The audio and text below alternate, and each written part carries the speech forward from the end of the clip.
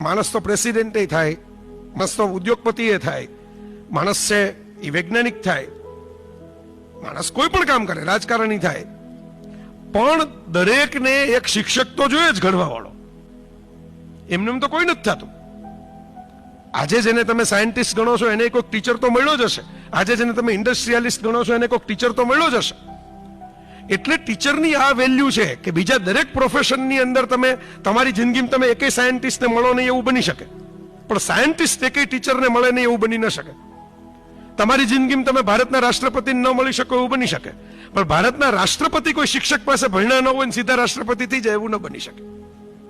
એટલે ઓશો રજનીશે તો એવી સરસ વાત કરેલી કે રાધાકૃષ્ણન છે એ શિક્ષકમાંથી રાષ્ટ્રપતિ થયા એટલે આપણે ટીચર્સ ડે શરૂ કર્યો.